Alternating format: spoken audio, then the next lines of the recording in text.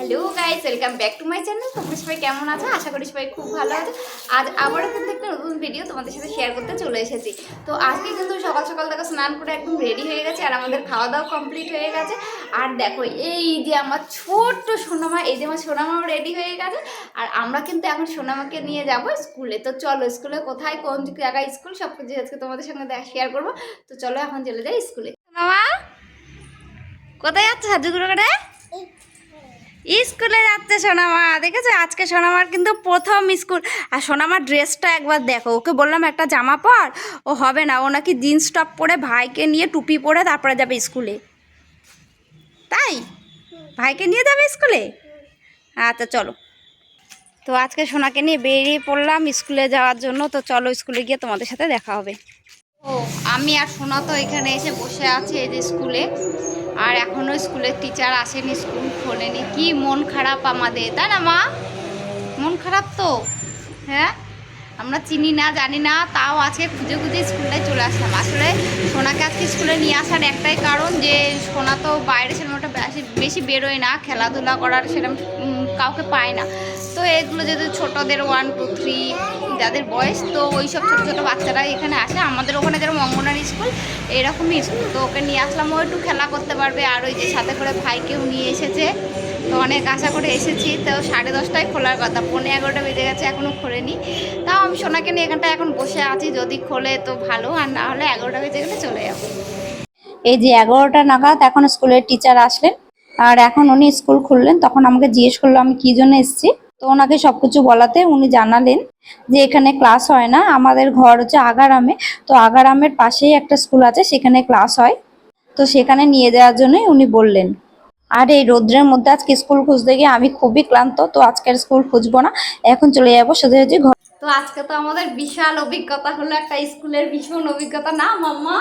আমরা দুজন মিলে গেছিলাম স্কুলে, তারপরে তো স্কুল মানে একটা খুঁজে পেয়েছি, তোমাদেরকে বললাম, দেখালাম। তো সেই স্কুলটা কিন্তু ক্লাস হয় না।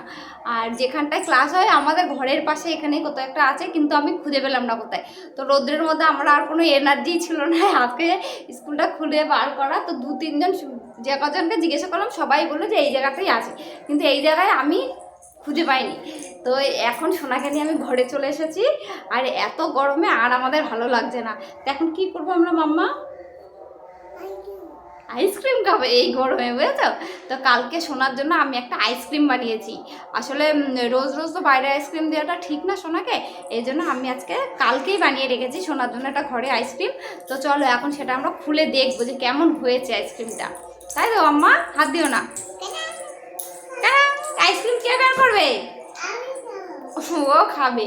আর আইসক্রিমটা কে বার করবে ফ্রিজ থেকে? তুমি পারবে? পারো না? আচ্ছা, বড় হও তখন পেরে যাবে। তো চলো আইসক্রিমটা নিয়ে আসি। হ্যাঁ, দেখি আইসক্রিমটা কেমন হয়েছে। তো এই হচ্ছে সেই আইসক্রিম যেটা আমি কালকে বানিয়েছি সোনামার জন্য। তো চলো এটাকে ওপেন করি, দেখি কেমন হয়েছে আইসক্রিমটা।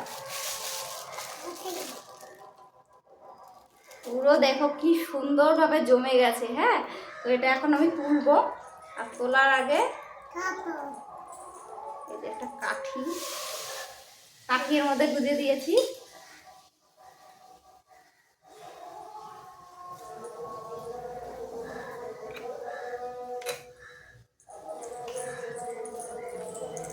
মা সরো সরো সরো, তুমি এই পাশে আসো, এই পাশে আসো, এই পাশে আসো, আমি তুলে দেবো।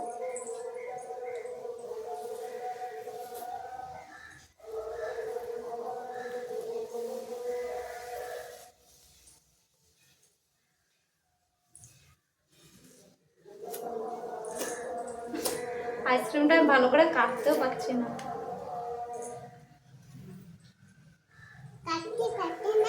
না রে মা, ভালো করে কাটতে পারছি না। দেখ, তুমি কেটে দেবা? দাঁড়াও দাঁড়াও দাঁড়াও, হবে হবে হবে। সরো দেখি হয় নাকি, সরো। এখন আমি ভীষণ চেষ্টা চালাচ্ছি, বুঝেছো? অনেক চেষ্টা করছি ঠিকঠাক করে বার করার। আমি আগে কোনোদিন আইসক্রিম বানাইনি, প্রথমবার বানালাম। কিন্তু আইসক্রিমটার অবস্থা মনে হচ্ছে আমি খারাপ করে দিলাম। দেখো তো ঘুরছে কিন্তু উঠছে না কেন? এই হয়েছে হয়েছে।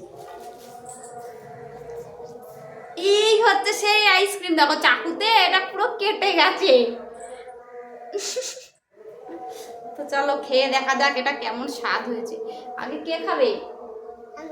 খাও খাও খাও, ভালো।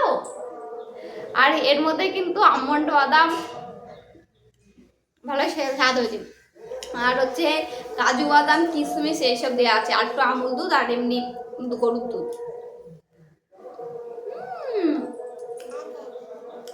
একা একা পড়ে যাবে মা, কাঠিটা বেশি ঢোকানো হয়ে গেছে, ছোট হয়ে গেছে।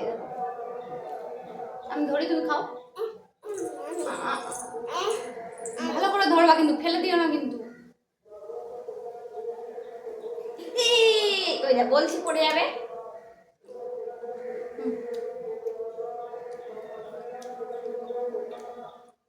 টেস্টটা কিন্তু হেভি হয়েছে।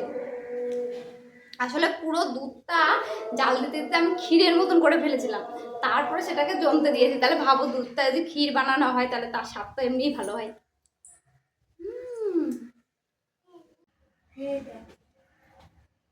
মামা এই দেখো কি এসেছে। উরি বাবা, চলো চলো চলো চলো চলো।